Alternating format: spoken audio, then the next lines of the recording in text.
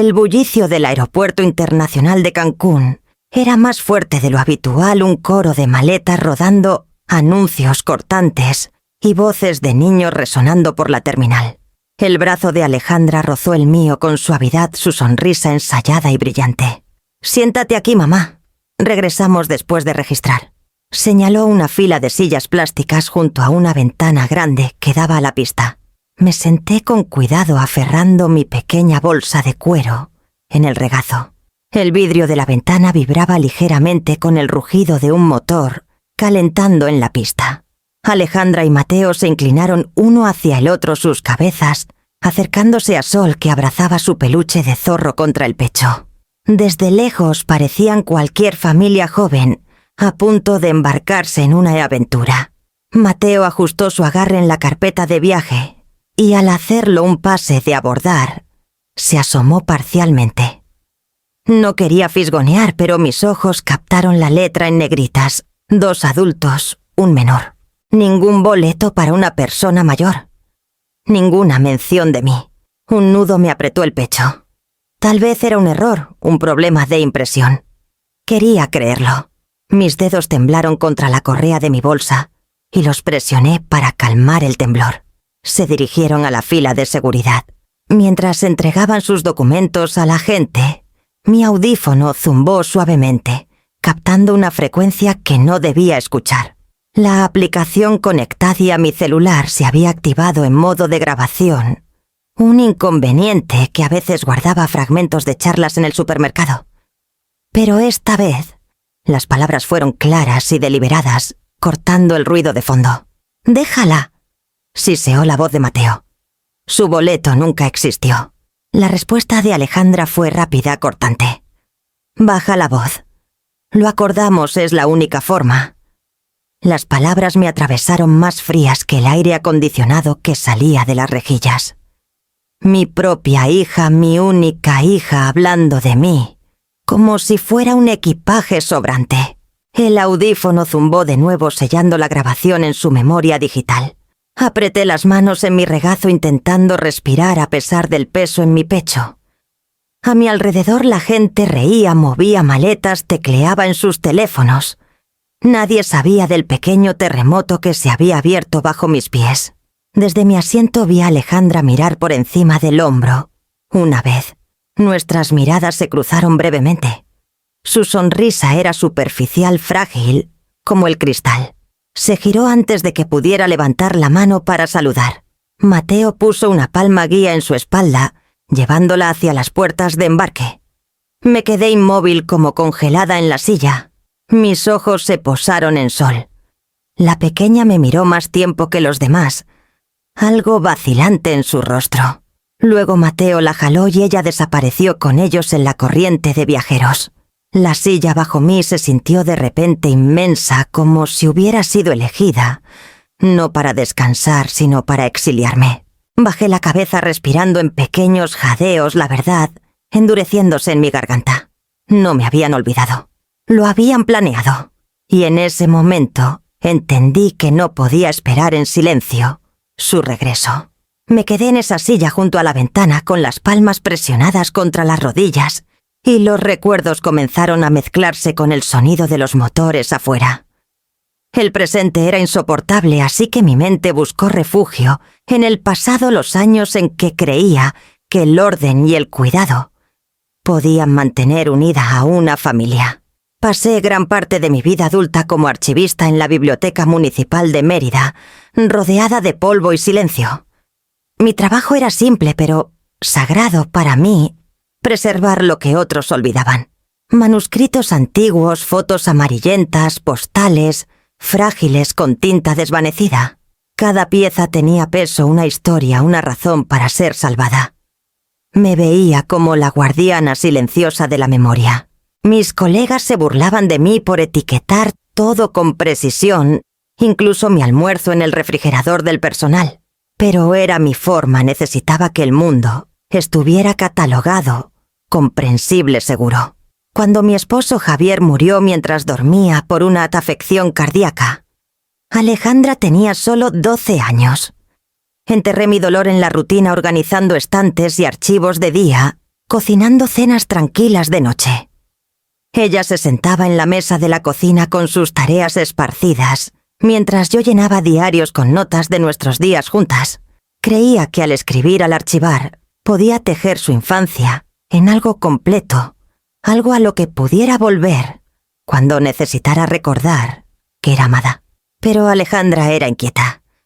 Incluso en esos años odiaba el silencio, el olor a libros que se pegaba a mi ropa. Quería color, brillo, ruido. Quería ser vista. Todavía recuerdo cuando se paraba frente a mi espejo de cuerpo entero, girando con vestidos de lentejuelas comprados de segunda mano, practicando la sonrisa que decía que algún día aparecería en portadas de revistas. Chocábamos en pequeñas cosas al principio. Yo insistía en que ahorrara dinero. Ella lo gastaba en zapatos. Preparaba almuerzos ordenados. Ella los cambiaba por dulces. Le enseñé la comodidad de planear. Ella anhelaba la emoción de improvisar. Nuestra casa se convirtió en una cuerda de tira y afloja, estirada entre mi búsqueda de estabilidad y su hambre de glamour. Para cuando tenía 17 años dejé de intentar encajarla en mi mundo de archivadores y álbumes de fotos. Me dije que la dignidad significaba darle espacio. Tomé turnos extras en la biblioteca ahorrando cada peso en silencio, y cuando se fue a la universidad le di casi todo lo que había guardado. Me abrazó rápido, distraída con su celular zumbando en la mano. Esa fue la última noche que se sentó en la cocina solo para vernos hablar. La viudez me aplastó más fuerte cuando se fue. El silencio de la casa se volvió insoportable, así que lo llené con imágenes. Convertí la recámara de sobra en un estudio colgando fotos en hilos de cáñamo, etiquetándolas con notas cuidadosas. Me decía que algún día Alejandra volvería a casa y vería el cuidado en esos detalles, la forma en que había mantenido su vida unida como una colcha cosida. Pero incluso entonces, creo que lo sabía. Mi orden nunca sería suficiente para igualar su apetito por lo deslumbrante, lo caótico. Y mientras los anuncios de embarque resonaban en la sala del aeropuerto, me di cuenta de cuán lejos habían derivado nuestros mundos. Aferré mi bolsa más fuerte con los ojos ardiendo, porque el archivo cuidadoso del amor que había construido no fue suficiente para evitar que ella se alejara. El recuerdo de la sonrisa de Alejandra en el aeropuerto, esa máscara frágil, me llevó de vueltas a la primera vez que noté las grietas en su mundo de brillo. Ella y Mateo me habían invitado a su loft en el centro de Guadalajara, un lugar lleno de paredes blancas, accesorios cromados y demasiados cojines para ser cómodo. Lo llamaban moderno.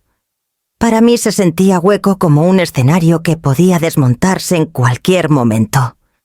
La cena esa noche fue pulida Mateo sirviendo vino con un encanto ensayado, mientras Alejandra arreglaba tostadas de aguacate en platos artesanales.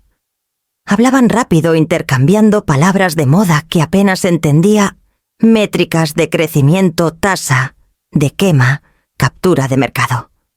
Asentí como si lo siguiera tomando agua para ocultar el nudo en mi garganta. Entonces el tono de Mateo cambió solo un poco, como una cuerda de violín afinada demasiado tensa. Isadora, estamos al borde de algo extraordinario, dijo. La app está a punto de lanzarse a nivel nacional. Solo necesitamos un pequeño financiamiento puente. Una firma tuya haría que los bancos se sintieran mucho más cómodos. Los ojos de Alejandra brillaron con una emoción ensayada. Mamá es nuestra oportunidad. Piénsalo como invertir en la familia. Recuerdo haber puesto el tenedor con cuidado, alineándolo paralelo al cuchillo. La archivista en mí siempre necesitaba orden, antes de hablar. ¿Qué exactamente me piden que firme? Mateo deslizó una carpeta por la mesa. Mis dedos dudaron antes de tocarla. Páginas de contratos, lenguaje de garante, obligaciones que sabía que superarían mis modestos ahorros. No era una inversión, era una rendición. Miré a Alejandra, realmente la miré. Su sonrisa era amplia, pero sus manos jugaban con el borde de la servilleta. Podía ver el pulso de pánico bajo su confianza practicada. Ahí entendí su imperio de bienestar ya se estaba desmoronando. Cerré la carpeta. No puedo. El silencio que siguió fue pesado, interrumpido solo por el tic-tac del reloj oversized en su pared. La expresión de Alejandra se congeló. Luego se endureció. «¿No puedes o no quieres?», preguntó suavemente, pero había acero bajo sus palabras. Junté las manos. «Pondría en riesgo todo lo que he ahorrado. Si esto falla, no tendría hogar. ¿Lo sabes?». Mateo se recostó, la sonrisa afinándose. «No estamos hablando de fracaso. Hablamos de visión». Pero vi la verdad en la forma en que apretó la mandíbula, en cómo la risa de Alejandra subió un tono demasiado alto cuando intentó desestimarlo. La desesperación se adhería a ellos escondida bajo luces de diseño y promesas digitales. Cuando me fui esa noche, Alejandra me abrazó rígida en la puerta. «¿No crees en mí?», susurró. Quise decir que sí, que siempre lo había hecho, pero creer y rescatar ciegamente no eran lo mismo. Caminé a mi auto con el corazón retorciéndose, sabiendo que ella se sentía traicionada, pero segura de que había elegido el único camino que podía mantenerme en pie. Y mientras las luces del aeropuerto parpadeaban contra el vidrio frente a mí, ahora entendí que esa negativa había plantado una semilla de amargura, una que había crecido lo suficiente como para dejarme atrás en esta misma silla. Después de esa cena en el loft, comencé a notar las pequeñas formas en que Alejandra me alejaba de su órbita. Al principio era una llamada perdida aquí o allá, sus mensajes de voz alegres pero apresurados. «Perdón, mamá, todo está loco con el lanzamiento. Hablamos pronto». Me decía que era solo el ritmo de su vida ocupada, pero en el fondo reconocía el frío en su tono. El calor que una vez tuvo para mí ahora estaba reservado para inversionistas y sesiones de fotos.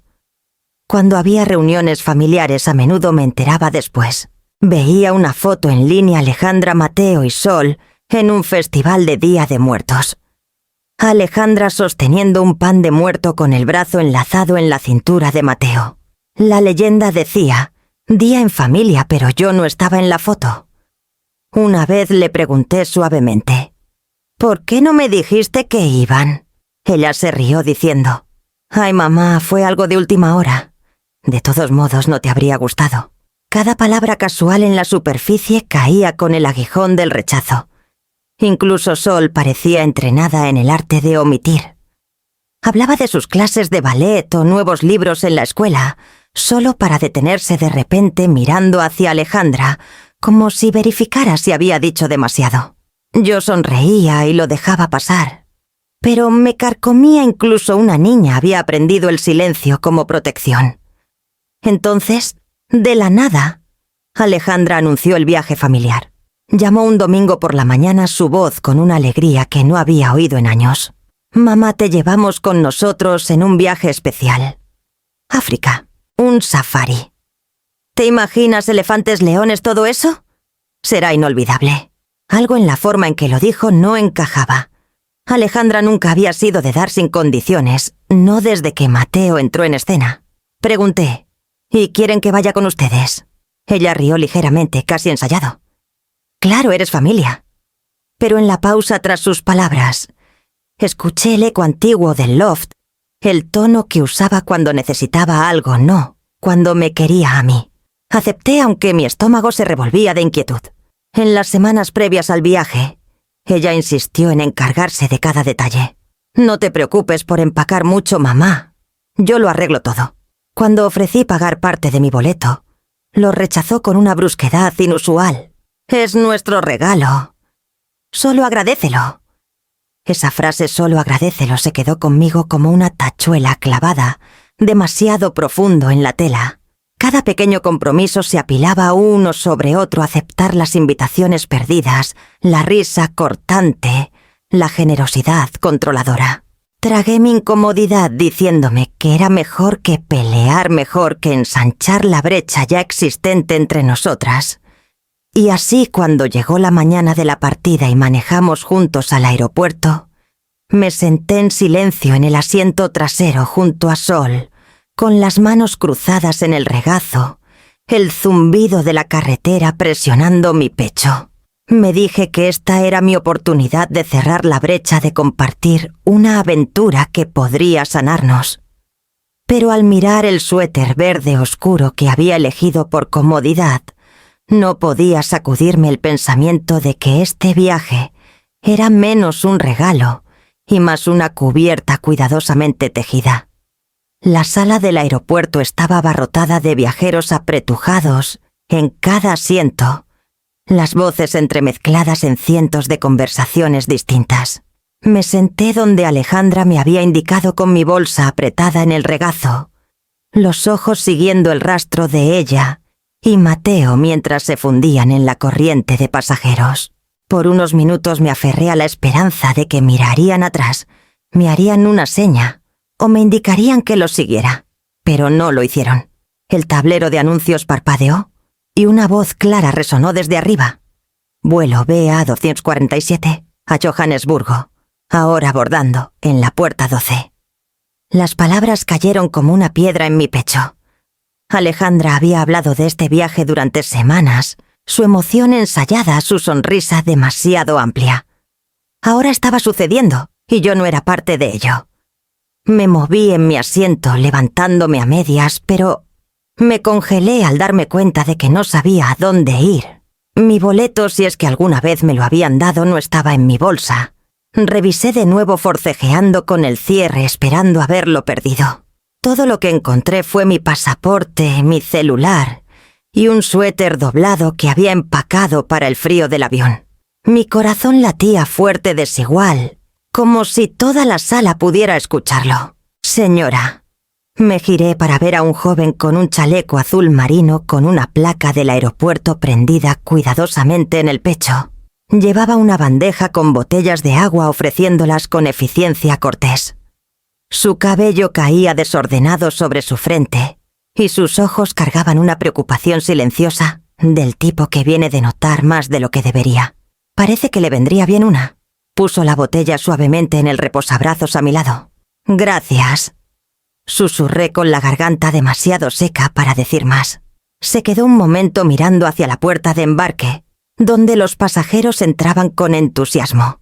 Luego su mirada volvió a mí. ¿Está esperando a que alguien regrese? La pregunta atravesó el ruido a nuestro alrededor. Quise decirle que no, que mi hija estaría aquí pronto, que todo estaba bien. Pero las palabras se atascaron en mi garganta demasiado pesadas por la duda. Mi silencio debió hablar más alto que cualquier excusa. «Soy Milo», dijo suavemente bajando la voz para que solo yo lo oyera. «Trabajo en esta sala casi todas las mañanas. Los vi dejándola aquí. El aire pareció volverse más fino a mi alrededor. Mi agarre se apretó en la correa de la bolsa, las uñas hundiéndose en eque. «En el cuero.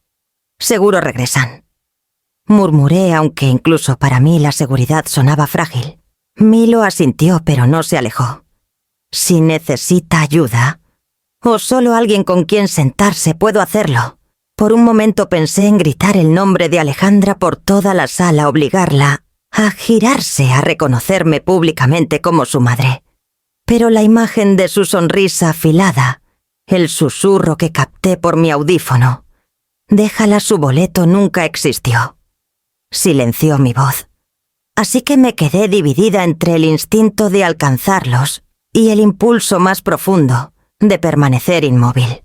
Y cuando los últimos pasajeros desaparecieron por el pasillo y las puertas de la puerta se cerraron, sentí la certeza silenciosa de que estaba realmente sola. Milo acercó unas sillas a mi lado sin preguntar, con la botella de agua sin abrir entre nosotros. Fue el primer acto de amabilidad que había sentido en horas y me estabilizó lo suficiente para escuchar el siguiente sonido, mi celular zumbando débilmente dentro de mi bolsa. Cuando el último llamado para abordar resonó por los altavoces, mi celular vibró contra mi palma. Abrí la aplicación del audífono medio temiendo lo que encontraría, pero ahí estaba una grabación clara con marca de tiempo. El siseo de Mateo, la respuesta cortante de Alejandra. sus voces capturadas con una precisión que ningún tribunal podría desestimar. La reproduje una vez solo lo suficiente para sentir el ardor en mi pecho, luego la detuve. La prueba tenía peso y de repente la llevaba como una piedra dentro de mí. Milo regresó unos minutos después con los ojos cautelosos. Se agachó para quedar a mi nivel, bajando la voz. «No quiero entrometerme, señora, pero pensé que debía saber. Las cámaras los captaron. Vi la grabación. La dejaron aquí a propósito». Las palabras golpearon más fuerte que la grabación misma. No era solo mi sospecha privada, era visible e innegable. Su traición había dejado una huella en la memoria del aeropuerto, y los extraños podían verla. Asentí lentamente, incapaz de hablar. Mi garganta estaba demasiado apretada. Milo se movió incómodo en su amabilidad y añadió: «Si quiere, puedo conectarla con la persona adecuada en seguridad. No borrarán las imágenes». Logré un susurro. «Gracias». Por años había sido ignorada cada vez que mi intuición contradecía la versión pulida de Alejandra. Ella tenía encanto, postura y una sonrisa que derretía objeciones. Yo tenía notas cuidadosas, recibos guardados, fotos metidas en sobres etiquetados, evidencia que rara vez importaba frente a su confianza. Pero ahora, con un toque de mi dedo y un testigo con chaleco azul, tenía algo que ella no podía suavizar. El alivio estaba mezclado con dolor. La evidencia no borra el sufrimiento, solo lo afila. Me recosté aferrando la botella de agua que Milo me dio y pensé en los diarios que esperaban en casa, filas de escritura ordenada que relataban cumpleaños, boletas de calificaciones pequeñas, discusiones resueltas con disculpas. Había preservado cada rastro de su infancia, mientras ella me borraba de su presente. «¿Estará bien aquí?», preguntó Milo. Forcé un pequeño asentimiento. «Sí, has hecho suficiente».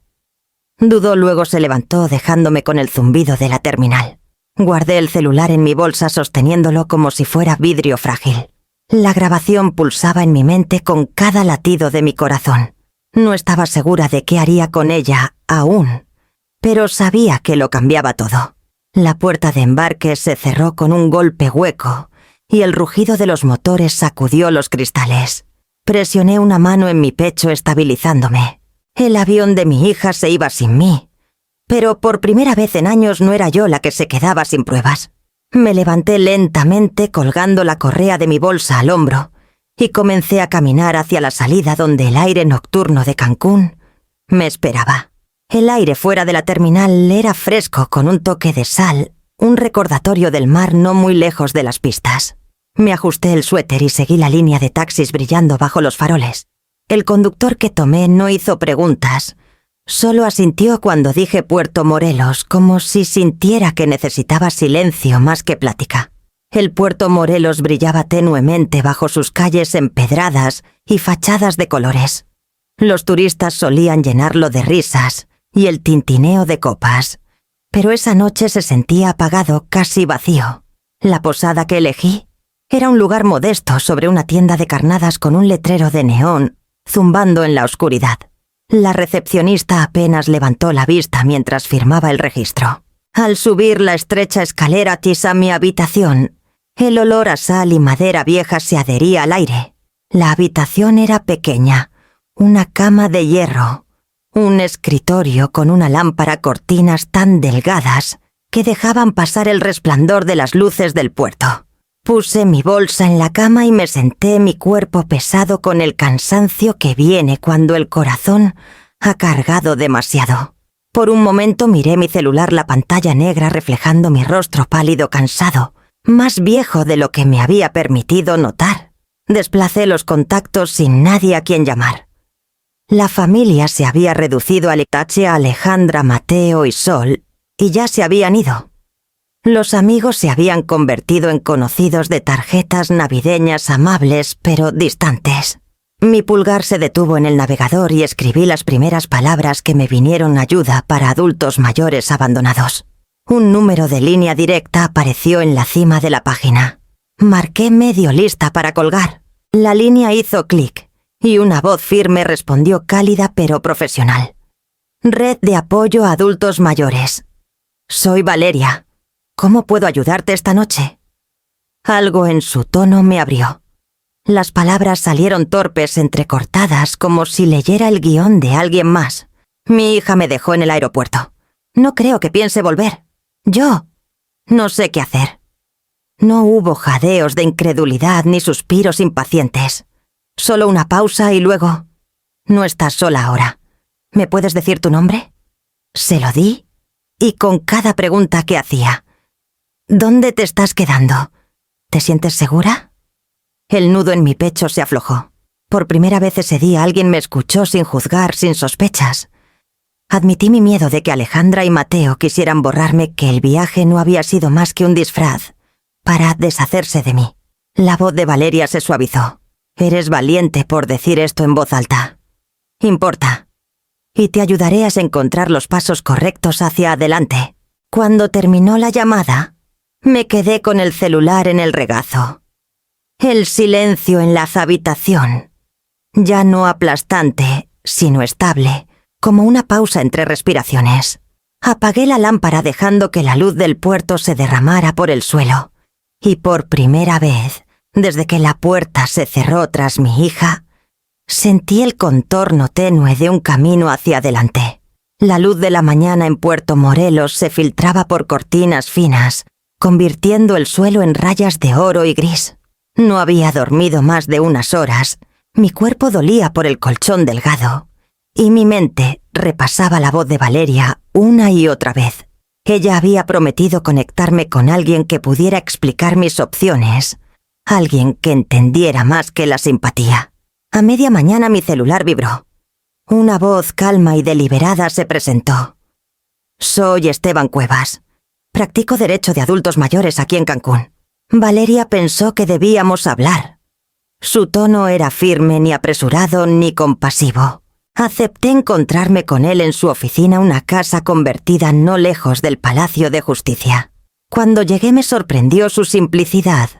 Estanterías llenas de textos legales, una sola planta estirándose hacia la luz y un escritorio con marcas de uso prolongado.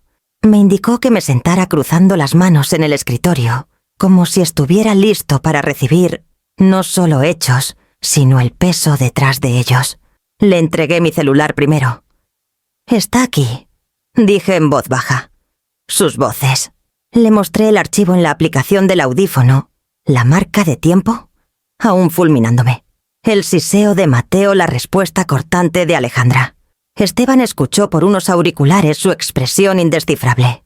Cuando terminó la grabación asintió una vez, lento y seguro. «Es claro», dijo. «Y dices que también hay video». Milo, el asistente de la sala, me dijo que las cámaras de seguridad los captaron alejándose. Dijo que lo vio. Esteban garabateó notas en líneas ordenadas. Esa corroboración importa. Lo que hicieron no fue solo cruel. Puede calificarse como abandono bajo la ley de Quintana Roo. Dejar a una persona mayor en circunstancias donde el daño es previsible. Eso no es algo que los tribunales ignoren. La palabra abandono pesó en la habitación. Era lo que había sentido en mi pecho, pero escucharlo envuelto en certeza legal le dio una nueva forma. Mi estómago se apretó, pero me incliné hacia adelante, aferrándome a sus palabras. Continuó. No puedo prometer un resultado inmediato, pero si preservamos la evidencia, tu audio, las cámaras, cualquier testigo, podemos construir un caso. Como mínimo podría protegerte de más explotación. También puede tener implicaciones para propiedades, herencias e incluso custodia si intentan reclamar control sobre tus decisiones. Parpadeé, los bordes de su explicación se desdibujaban mientras absorbía lo que significaba.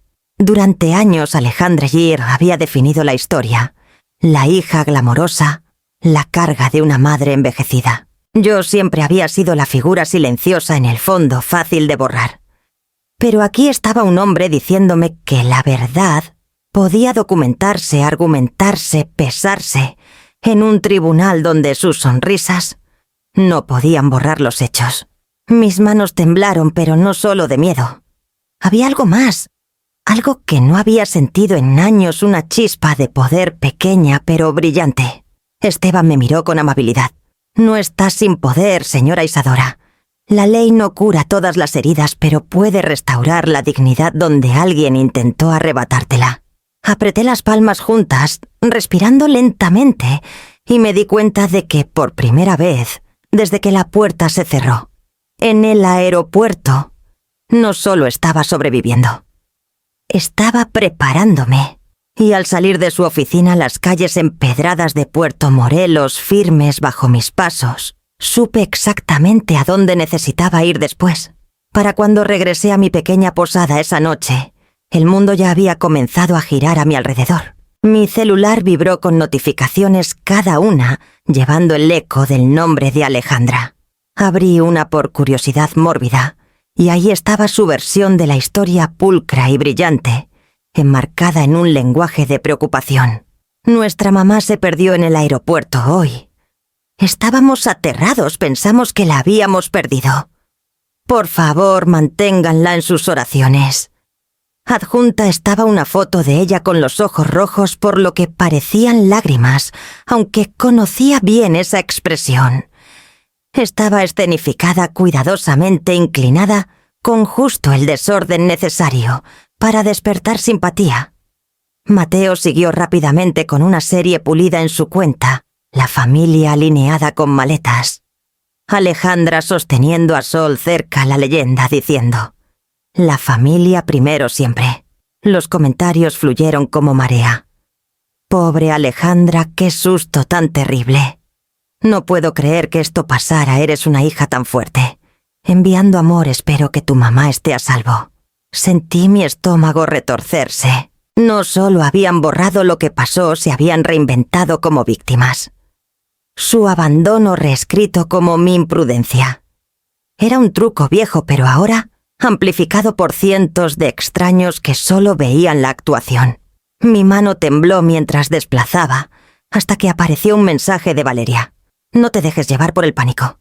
Encontré algo». La llamé de inmediato, mi voz quebrándose. «Me han hecho la villana». «Lo sé», dijo con calma. «Pero escucha. Conseguí los mensajes». «¿Qué mensajes?» «Los que se enviaron justo antes de abordar». Una fuente en el aeropuerto confirmó las marcas de tiempo. Mateo escribió: «No nos seguirá por seguridad. Esta es nuestra oportunidad». 10 minutos después, Alejandra respondió: «Tiene que parecer accidental. No te preocupes, solo se quedará ahí». Mi aliento se atoró. Prueba no solo en mis oídos o las cámaras, sino en sus propias palabras. Pregunté cómo los había encontrado, aunque apenas necesitaba saberlo. «Tenía conexiones», dijo gente cansada de ver a familias usar mentiras como armas. «¿Quieres que lo publique?», preguntó. El pensamiento me aterró. Las batallas públicas nunca fueron lo mío. Siempre había luchado en privado en los márgenes de diarios y rechazos silenciosos. Pero también recordé las palabras de Esteban: «La dignidad puede restaurarse». Y esto era parte de ello. El mundo necesitaba ver la verdad que Alejandra había intentado enterrar. «Sí», susurré. «Publica». Esa noche el artículo de Valeria salió en línea. Pareja de bienestar teje narrativa falsa tras abandonar a su adulta mayor en el aeropuerto de Cancún. La pieza era breve pero precisa, capturas de pantalla de los mensajes, al centro marcas de tiempo, alineadas con los registros de embarque. Mi archivo de audio no se publicó aún, pero ella insinuó que existía más evidencia. Para la mañana los comentarios habían cambiado. Los mismos extraños que antes enviaban simpatía, ahora cuestionaban la historia de Alejandra. ¿Por qué enviaría ese mensaje? Esto no parece que se perdió. Parece deliberado. Si mintió en esto, ¿en qué más está mintiendo? La cuenta de Alejandra guardó silencio por horas. Luego regresó con declaraciones vagas sobre estrés y malentendidos. Pero la grieta estaba abierta, visible, imposible de tapar completamente. Cerré mi celular, mi pulso aún irregular, pero por primera vez en días sentí que la balanza se inclinaba ligeramente hacia el equilibrio. Y cuando Esteban llamó poco después, Su voz tan firme como siempre solo dijo: «Ahora que la verdad está a la vista, es hora de dar el siguiente paso». La oficina de Esteban olía ligeramente a cedro y papel viejo, un aroma que me recordaba los archivos que una vez cuidé. Me senté frente a él mientras ajustaba sus lentes y desplegaba un archivo que parecía más viejo que la mayoría de los libros en sus estantes. Los bordes del papel estaban desgastados, la tinta ligeramente desvanecida. Esto salió mientras revisaba los registros del condado. Comenzó: «Tu difunta hermana Clara dejó un fideicomiso. En ese momento estabas listada como beneficiaria contingente, pero lleva una cláusula que no creo que Alejandra o Mateo conozcan».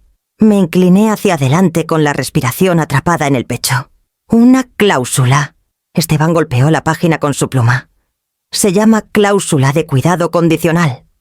Para simplificar, indica que la herencia pasa solo si los herederos demuestran que no han descuidado o abandonado intencionalmente a los miembros de la línea de Clara. Tú eres esa línea, Isadora. La cláusula te menciona explícitamente por tu nombre». Por un momento solo pude mirar el papel. La letra de mi hermana permanecía en los márgenes, su escritura curva, junto al texto mecanografiado del abogado. No la había visto en años. Clara siempre había sido protectora conmigo, incluso cuando nuestras vidas tomaron caminos distintos. Recordé que una vez dijo: «La familia no es solo a quien crías, es a quien te niegas a dejar caer». En ese momento pensé que era un simple consuelo. Ahora era ley cristalizada en palabras vinculantes. Esteban continuó, su voz equilibrada pero cargada de peso. «Si un tribunal determina que Alejandra y Mateo te abandonaron deliberadamente, quedan automáticamente descalificados. Los activos, propiedades, cuentas, seguros pasan completamente a ti. Y no es una suma pequeña». Clara fue minuciosa. Las palabras cayeron como piedras en un estanque. Mi hija me había abandonado no solo como madre, sino también como un camino hacia una riqueza que nunca supo que existía. No era venganza lo que sentía, más bien un extraño dolor de justicia preparada desde hace mucho, esperando en silencio. «¿Qué significa esto en la práctica?», pregunté con la voz débil. «Significa que podemos avanzar con una petición», respondió Esteban. «Uniremos el audio, las cámaras de seguridad, los mensajes que Valeria descubrió y esta cláusula. Si el juez está de acuerdo, no solo defiendes tu dignidad, cambias el equilibrio de la herencia y el poder lejos de ellos». Junté las manos con fuerza, la piel de mis nudillos palideciendo. Pensé en los ojos hambrientos de Alejandra, al otro lado de la mesa meses antes, en su voz, diciéndome que solo agradeciera. Pensé en la presión constante de Mateo para que firmara préstamos. Todas sus actuaciones pulidas, sus mentiras curadas, estaba arraigado en la misma necesidad. Y ahora, al abandonarme en la puerta 12, habían cortado su propia cuerda. Esteban empujó el archivo por el escritorio. «Es una bomba legal, Isadora, pero solo si estás lista para usarla». Apoyé mi mano en la carpeta trazando las débiles impresiones de la escritura de mi hermana. Ella había firmado su nombre años atrás, sin saber que se alzaría como un escudo para mí ahora. Lo miré estabilizando mi voz. «Entonces la usamos.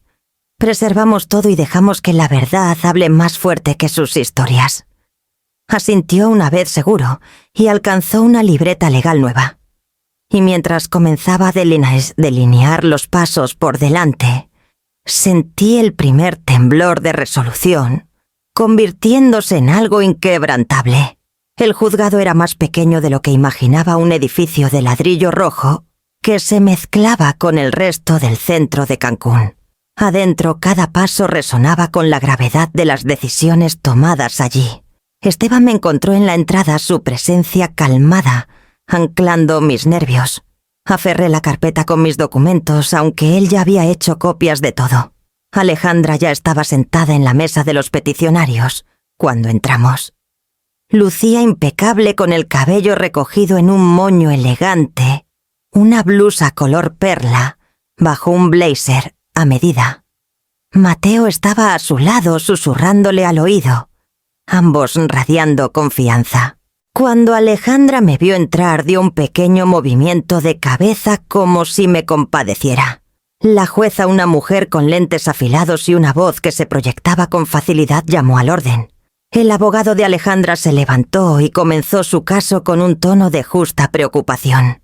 Señora jueza, mi cliente busca la tutela de su madre, la señora Isadora, quien ha demostrado fallas en el juicio y la memoria. Recientemente desapareció de un vuelo internacional, causando gran angustia a la familia. Tememos por su seguridad y la gestión de sus activos financieros. Me senté rígida escuchando cómo mi propia hija permitía que su abogado me pintara como una carga confusa. Alejandra incluso asintió solemnemente con las manos cruzadas cuidadosamente, actuando preocupación maternal para la sala. Entonces Esteban se levantó. Su voz era deliberada, equilibrada, del tipo que no necesitaba volumen para exigir atención. Señora jueza, la narrativa presentada aquí es una fabricación. La señora Isadora no se perdió. Fue abandonada. Presentamos en evidencia una grabación tomada directamente de su dispositivo auditivo médico, capturando claramente la intención de los peticionarios de dejarla atrás. La sala cambió. La compostura de Alejandra se rompió por primera vez cuando Esteban reprodujo la grabación. La voz de Mateo siseó por los altavoces. «Déjala. Su boleto nunca existió». La respuesta de Alejandra siguió baja la voz. «Lo acordamos, es la única forma». No pude levantar los ojos, pero sentí el silencio espesarse. Cuando terminó la grabación, Esteban continuó. También esperamos obtener imágenes de vigilancia que corroboren estas palabras. Lo que los peticionarios buscan aquí no es tutela por seguridad, sino control. Control de una mujer que intentaron borrar. La jueza se inclinó hacia adelante, su expresión afilada. Señora Ramírez se dirigió a Alejandra por su apellido de casada. ¿Tiene alguna explicación? Alejandra. Abrió la boca, pero las palabras tropezaron. Mateo se movió aclarando la garganta como si fuera a intervenir, pero la jueza lo cortó con una mano levantada. Sin más rodeos. He oído suficiente. Su martillo golpeó una vez claro contra la madera. La petición de tutela es denegada. La señora Isadora conserva plena independencia sobre sus asuntos. Cualquier intento de acceder a sus activos o cuentas sin su consentimiento enfrentará sanciones. El sonido de ese martillo reverberó a través de mí. Por primera vez en años sentí mi propia voz reflejada en la autoridad del tribunal. Esteban se inclinó hacia mí mientras recogíamos nuestros papeles. «Esto es solo el comienzo», dijo en voz baja. Y sabía que tenía razón. Tras la audiencia pensé que Alejandra y Mateo podrían retroceder, pero su determinación solo se endureció. Una semana después, fuimos llamados de nuevo al juzgado, esta vez por una moción de emergencia que habían presentado. Mateo llegó con un maletín de cuero delgado, su expresión afilada en algo más frío de lo que había visto antes. Alejandra lo seguía menos pulida que la última vez, pero aún cuidadosamente compuesta. Sol también vino aferrando su peluche de zorro, su pequeño cuerpo empequeñecido, por los bancos del juzgado. Mateo tomó la delantera hablando con la confianza ensayada de alguien que había practicado cada palabra. «Señora jueza», dijo con voz rica y medida, «presentamos evidencia de que la señora Isadora sufre un deterioro cognitivo progresivo». Estas notas, golpeó su maletín, fueron compiladas por un médico que la examinó brevemente el mes pasado. Reflejan lapsos de memoria y confusión consistentes con demencia temprana. No somos villanos, solo una familia preocupada por la seguridad de nuestra matriarca.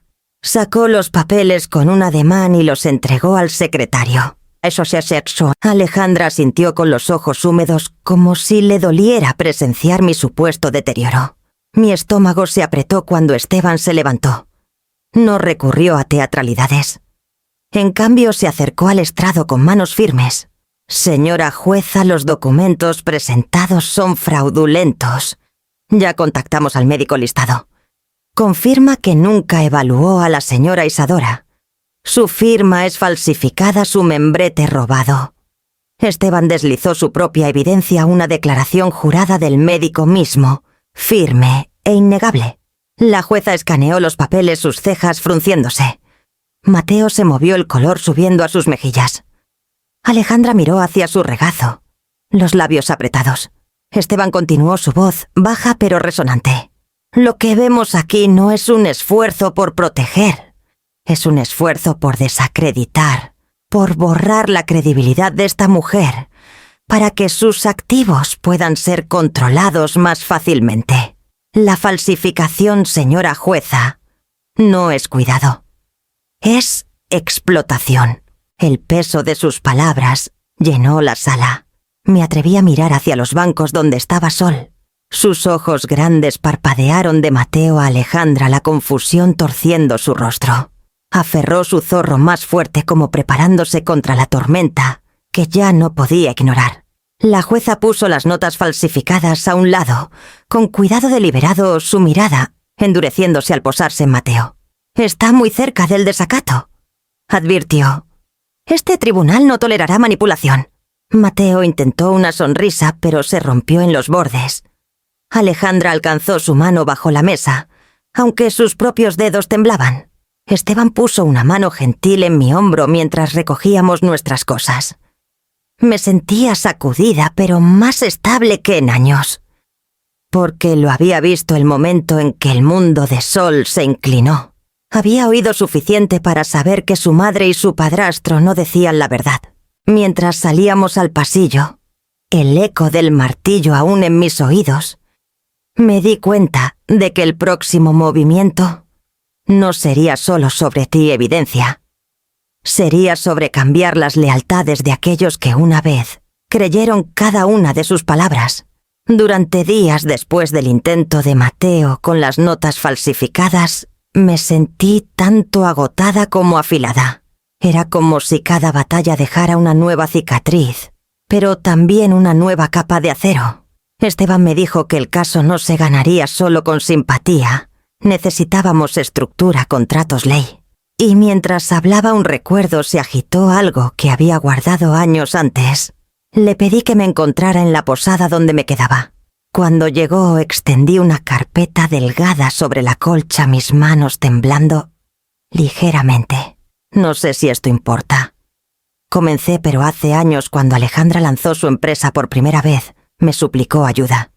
No dinero exactamente, sino fe. Dijo que necesitaba que firmara una nota convertible, solo un marcador lo llamó. Esteban se inclinó hacia adelante mientras deslizaba el documento. El papel estaba amarillento en los bordes, mi firma curvándose en la parte inferior con tinta cuidadosa. Me aseguró que no significaba nada. Solo estaba allí como apoyo, una patrocinadora silenciosa sin voz real. Pero lo leí, Esteban. Puede que sea lenta con la tecnología, pero entiendo el papel.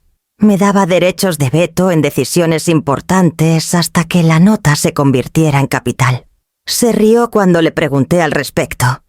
Dijo que a nadie le importaba, que era solo un formalismo. Pero firmé de todos modos.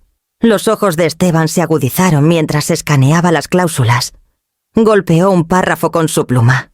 Señora Isadora, esto no es insignificante.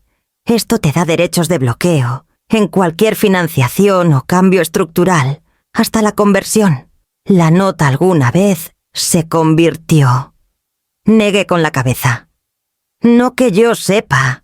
Nunca lo mencionó de nuevo. Una sonrisa silenciosa se deslizó por el rostro de Esteban, la satisfacción reservada para encontrar una llave en una habitación cerrada.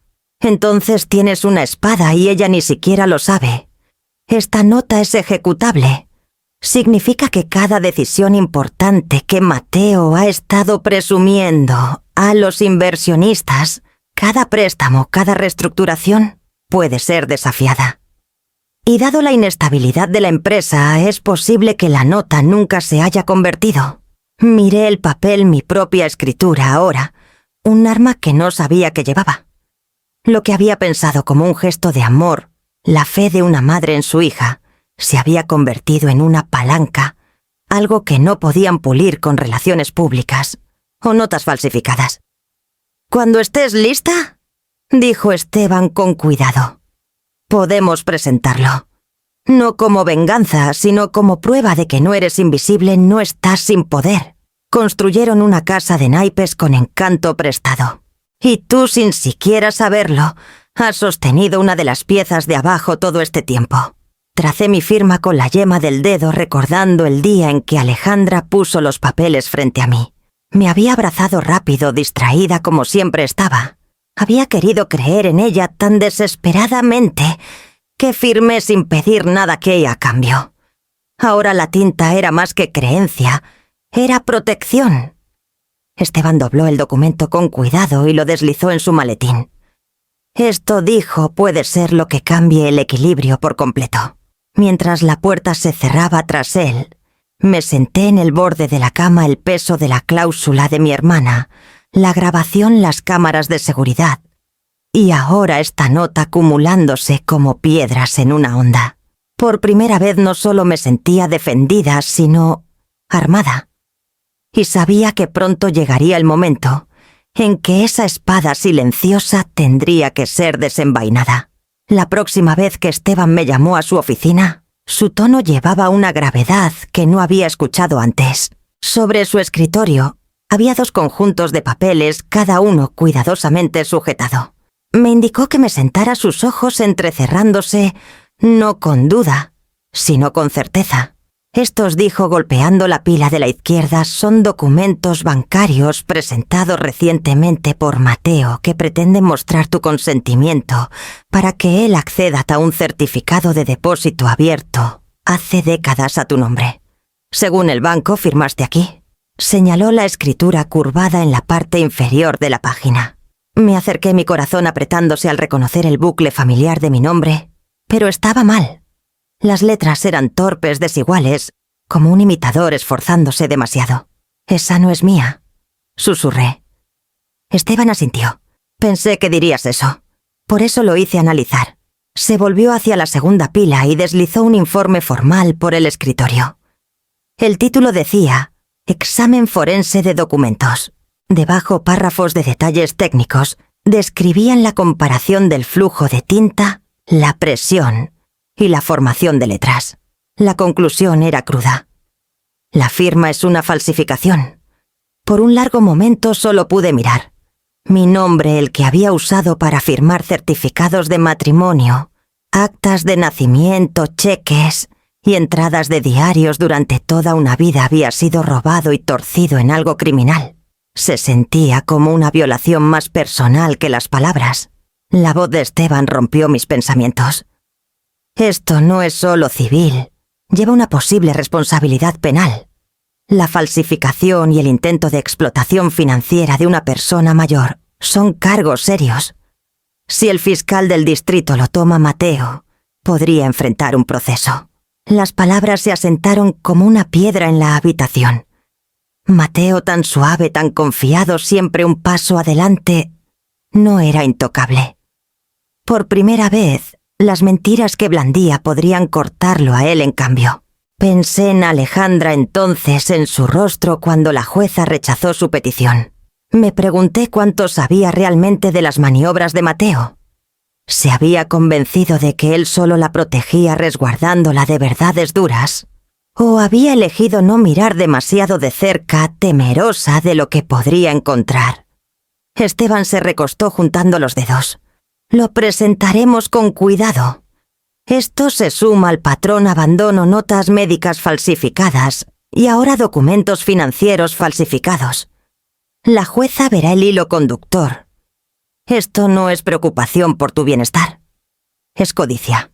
Esa noche sola en mi pequeña habitación, reproduje la voz de Alejandra en mi memoria brillante, dominante, una vez llena de promesas. La imaginé sentada junto a Mateo, dejándolo hablar por ambos. Y por primera vez, me permití imaginarla viéndolo como lo veía ahora, despiadado, calculador, peligroso incluso para ella. El pensamiento no trajo triunfo, solo una tristeza pesada. Porque bajo todo eso, ella seguía siendo mi hija. Puse el informe suavemente en la mesita de noche, las páginas crujientes, bajo mi mano. La evidencia se acumulaba como nubes de tormenta y podía sentir la carga en el aire. El próximo enfrentamiento no sería sobre rumores o dudas. Sería sobre pruebas escritas en tinta y la verdad que ya no podía ocultar. Mateo vino a mí primero solo sin Alejandra y a su lado. Era tarde en la noche, el vestíbulo de la posada casi vacío, y se deslizó en el sillón frente a mí como si estuviéramos tomando un café en lugar de estar en guerra. Su sonrisa era ensayada del tipo que nunca llegaba a sus ojos. Isadora comenzó cruzando las manos. Esto ha ido demasiado lejos. Tribunales, abogados, periodistas, nada de eso te ayuda. Nada de eso ayuda a tía Alejandra. Seamos prácticos. Esperé en silencio hasta que se acercó más bajando la voz. Puedo arreglar un acuerdo. Uno generoso. 6 cifras transferidas de inmediato. Te retiras, el caso se disuelve y lo llamamos un malentendido. Todos ganan. La audacia de eso me apretó el pecho. Hablaba de la traición como si pudiera cambiarse por dinero, como si mi nombre y dignidad tuvieran un precio adjunto. Negué con la cabeza lentamente. No estoy en venta, Mateo. Su mandíbula se tensó, pero insistió. Piénsalo bien. ¿Realmente quieres que Sol se vea arrastrada a esto? ¿Los titulares? Las miradas de lástima. Puedo protegerla si te detienes ahora. Sentí la amenaza deslizarse bajo sus palabras, vestida de cortesía, pero lo suficientemente afilada para cortar. Por un momento la rabia ardió tan fuerte que tuve que presionar las palmas contra las rodillas para mantenerme firme. No te atrevas a usar su nombre para negociar conmigo, dije, mi voz más firme de lo que esperaba. Al día siguiente Alejandra apareció. Vino sin Mateo, con los hombros encorvados, su pulcritud habitual opacada. Nos encontramos en la oficina de Esteban, donde las persianas estaban cerradas contra la luz de la tarde. Se sentó frente a mí, sus manos inquietas en el regazo.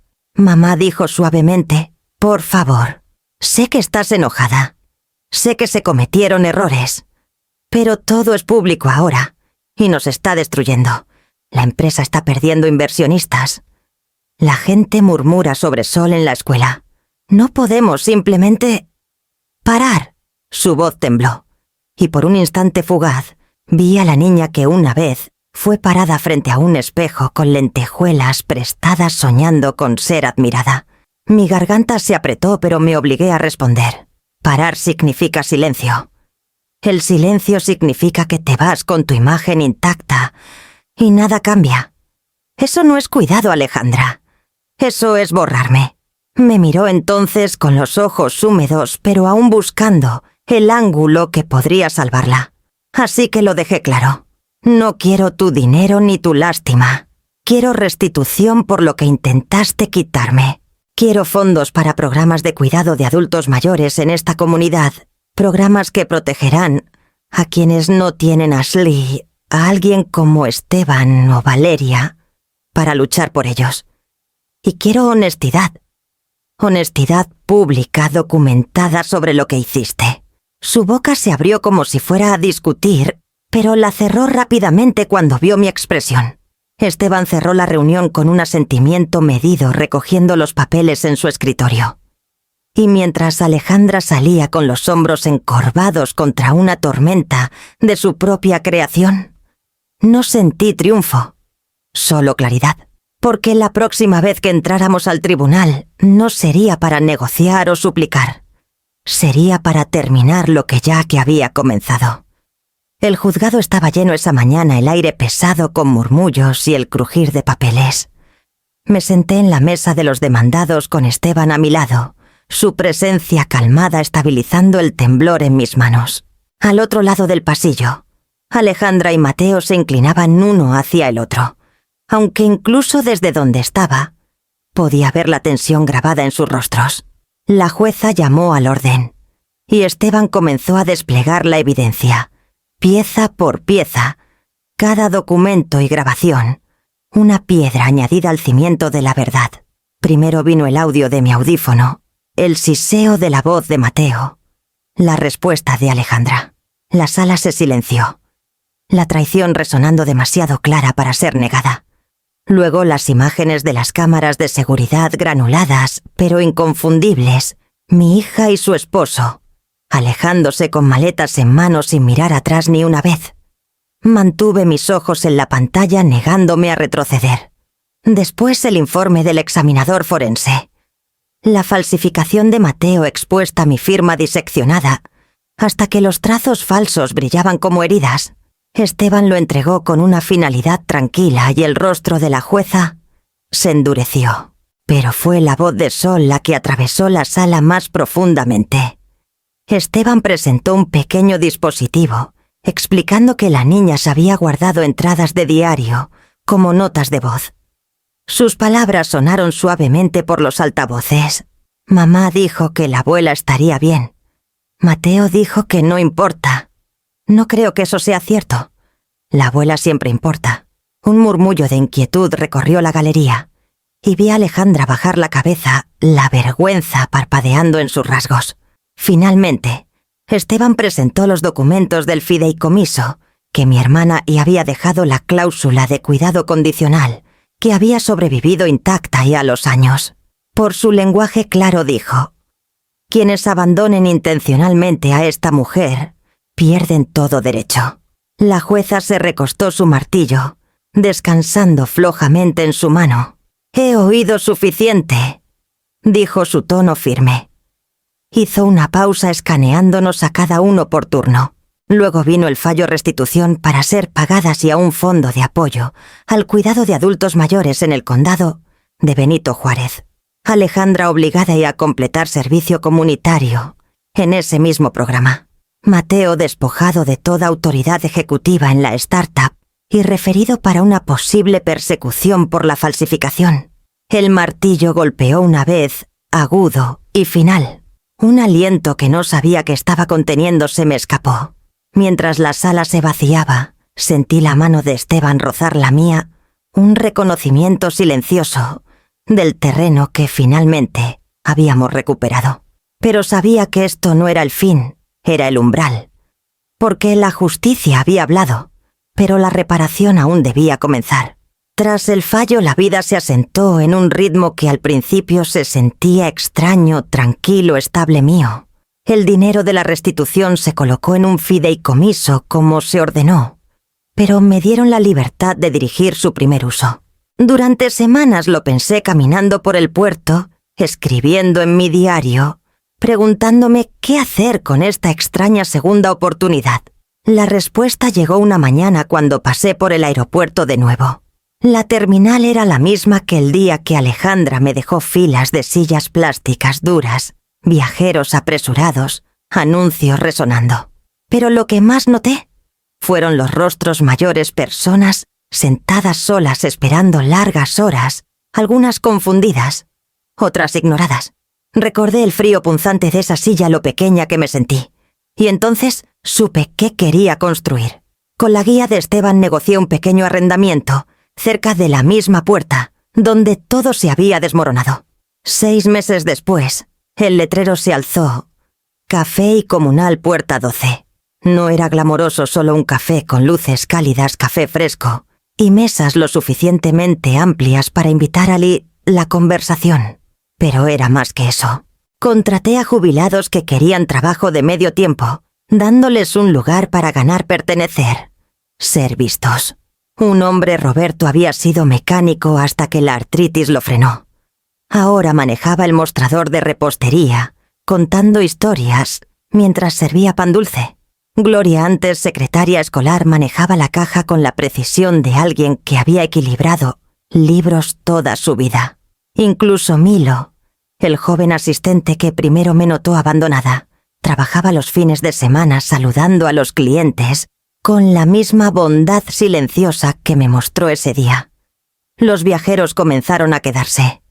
Algunos venían por el café, pero muchos se quedaban por el área comunal, un espacio con sillas cómodas, estantes de libros donados y paredes llenas de fotos de adultos mayores locales. Me aseguré de que una foto siempre permaneciera en la pared, una instantánea de mí y mi abuela tomada décadas atrás frente a su hacienda. Me recordaba que la memoria, por frágil que fuera, Merecía un lugar donde descansar. El café creció en algo que no había imaginado, un pequeño faro en el torbellino de salidas y llegadas. Padres se sentaban con niños estudiantes, esperaban con laptops, y los mayores, aquellos antes ignorados, encontraron no solo trabajo, sino comunidad. Cada vez que me paraba detrás del mostrador atando el delantal bordado con mi nombre, sentía que el círculo se cerraba. Donde una vez fui dejada atrás, había construido un lugar donde nadie tenía que temer ser olvidado. Y fue allí una mañana tranquila mientras el olor a pan recién horneado llenaba el aire que Alejandra cruzó las puertas. Ella se quedó justo dentro de la entrada, luciendo más pequeña de lo que recordaba, aunque tal vez era solo el peso que cargaba lo que encorvaba sus hombros. Los ojos de Alejandra recorrieron el café, las fotos en las paredes, el murmullo de voces, el mostrador atendido por mayores, que la saludaron cálidamente sin saber quién era. Cuando su mirada finalmente se posó en mí, no vi la compostura pulida de perlas, solo vacilación. Mamá dijo su voz apenas por encima del tintineo de las tazas. «¿Podemos hablar?» La llevé a una mesa en la esquina, la misma donde a menudo ordenaba recibos. Se sentó frente a mí con las manos tan apretadas que sus nudillos palidecieron. Por un momento ninguna habló. Luego exhaló sus palabras saliendo en un torrente. «Sé que no puedo deshacer lo que pasó, pero todo se está desmoronando. Mateo la empresa, los titulares. Sol hace preguntas que no sé cómo responder. Solo no quiero perderte por completo». Escuché mi pecho apretado con el eco de la niña que una vez fue, pero había aprendido demasiado para confundir el dolor con el cambio. «¿Quieres que vuelva a tu vida?», pregunté. «Sí», susurró. «Entonces habrá condiciones». Mi tono era firme, no cruel, pero inquebrantable. «Primero terapia. No solo una o dos veces, sino un trabajo real con alguien que no te deje huir de la verdad». Ella asintió débilmente con los ojos bajos. «Segundo, continué 400 horas de servicio aquí en Puerta 12. Trabajarás junto a Roberto y Gloria, barriendo pisos, sirviendo café, escuchando a las personas que alguna vez pensaste invisibles». Sus labios se abrieron en protesta, pero los cerró rápidamente cuando vio mi expresión. «Tercero», dije acercándome. «No manipulas a Sol. No más medias verdades ni actuaciones. Ella merece honestidad incluso si te cuesta orgullo». Los ojos de Alejandra brillaron, una lágrima deslizándose por su mejilla. «Y la última», preguntó. «Reconocimiento público. Dirás la verdad no para protegerme, sino porque el silencio fue tu arma una vez y no te dejaré usarla de nuevo. La gente necesita escuchar lo que hiciste». Sus hombros temblaron y por primera vez creí que entendía el peso de mis palabras. Lentamente, a regañadientes, asintió. «Lo haré». Me recosté mis manos soltando la taza que no había tocado. Quería creerle, pero la creencia vendría solo con acciones. Se secó las mejillas, se levantó y miró una vez más al café lleno de charla. «Entonces empezaré aquí», murmuró. Mientras se iba la puerta cerrándose tras ella, supe que la verdadera prueba apenas comenzaba. Cuando Alejandra llegó a su primer turno en el café y comunal Puerta 12, estaba vestida como si aún estuviera en un escenario, pantalones planchados, una blusa de seda, el cabello peinado, de una manera que encajaría mejor en una sala de juntas que en un café. El delantal que le di parecía extraño en sus manos. Lo ató torpemente mirando a su alrededor como si alguien pudiera sorprenderla allí.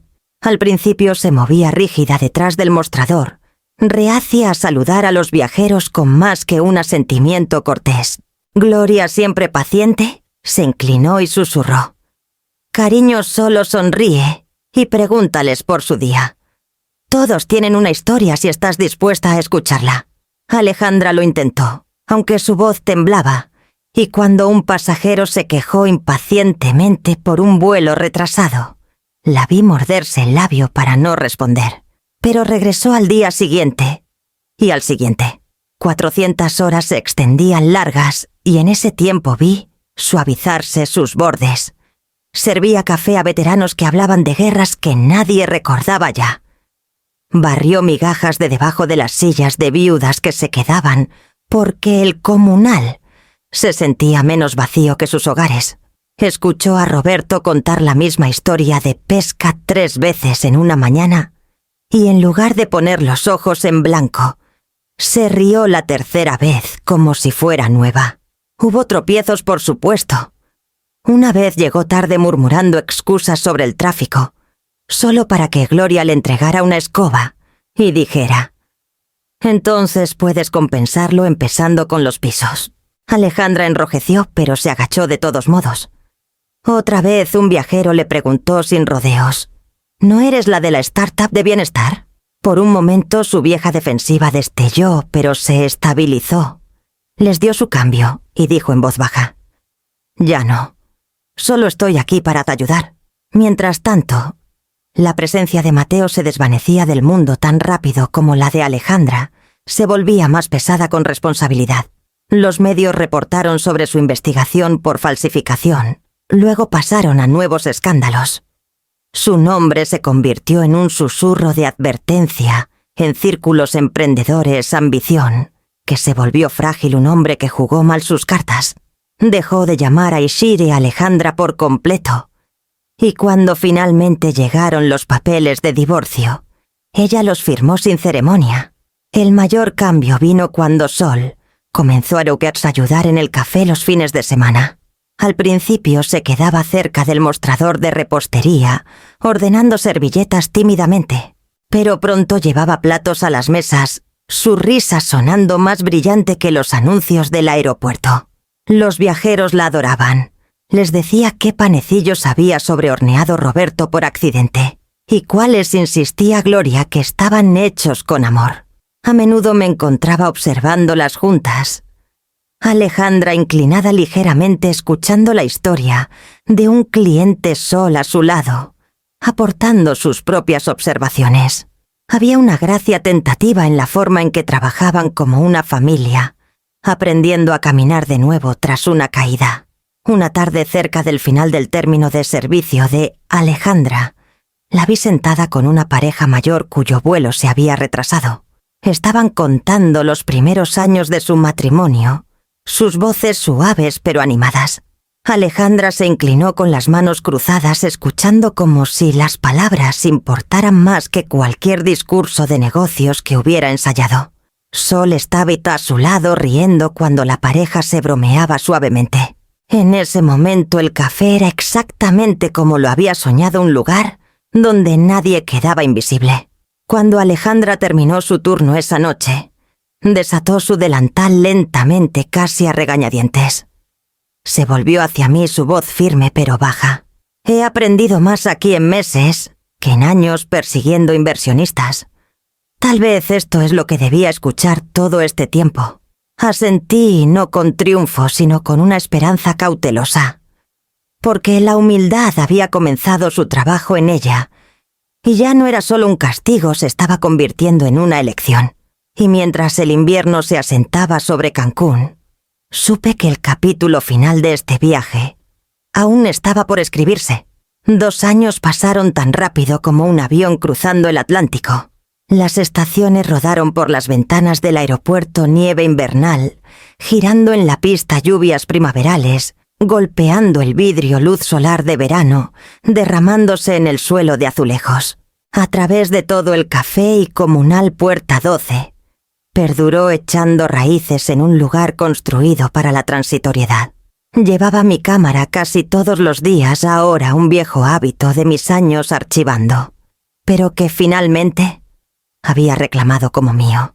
Fotografiaba a los viajeros al llegar, familias reunidas con lágrimas y risas, empresarios aflojando corbatas, tras largos vuelos soldados, abrazados por niños que se aferraban a sus uniformes.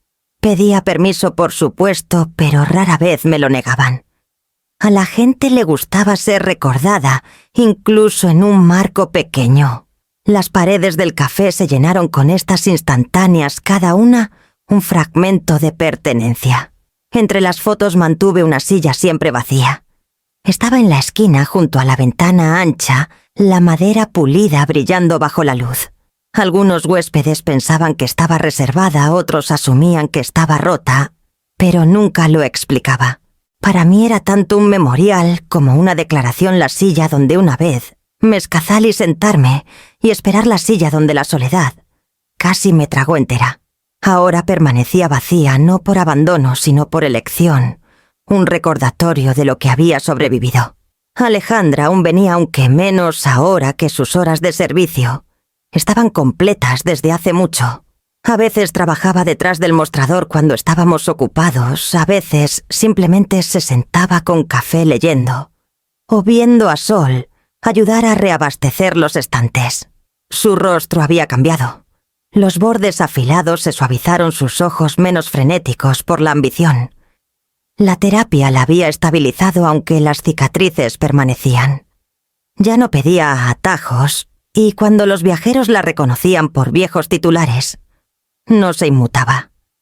Simplemente decía, soy su hija asintiendo hacia mí. Eso era suficiente. Sol, ahora más alta y segura de sí misma, se había convertido en la presencia más brillante del café. Pintaba carteles con colores vivos, inició una pequeña biblioteca de préstamo para niños y a veces insistía en entrevistar a los mayores para lo que llamaba su proyecto de memoria. Escuchaba su risa resonando por la sala y pensaba en lo cerca que había estado de aprender solo el silencio de su madre. En cambio, había encontrado su propia voz. Mateo se había ido de nuestra historia hace mucho. Su nombre surgía de vez en cuando, en noticias, proyectos fallidos, demandas, deudas, pero ya no tenía peso aquí. El café prosperaba sin él, y nosotras también. Una noche, mientras el crepúsculo se profundizaba sobre las pistas, me quedé con mi cámara y la giré hacia la silla vacía. La foto revelada después no mostraba nada extraordinario, solo una silla bañada en luz ámbar. Pero para mí era todo. Un símbolo no de espera, sino de levantarme, moverme, construir. Un lugar que una vez resonó con abandono ahora palpitaba con vida. Colgué la foto sobre el mostrador más alta que las demás donde todos podían verla. Los viajeros a menudo se detenían, inclinando la cabeza, preguntando por qué permanecía desocupada. Solo sonreía, les entregaba su café y los dejaba preguntarse. Mientras cerraba el café esa noche con las luces atenuándose, me quedé junto a la silla una última vez. Mi reflejo en la ventana se mezclaba con su contorno. Una mujer ya no invisible, ya no esperando. Me dijeron que me sentara. Susurré apoyando una mano en el respaldo. En cambio me levanté. Y con eso giré la llave en la cerradura lista para cualquier historia que los llegados de mañana trajeran.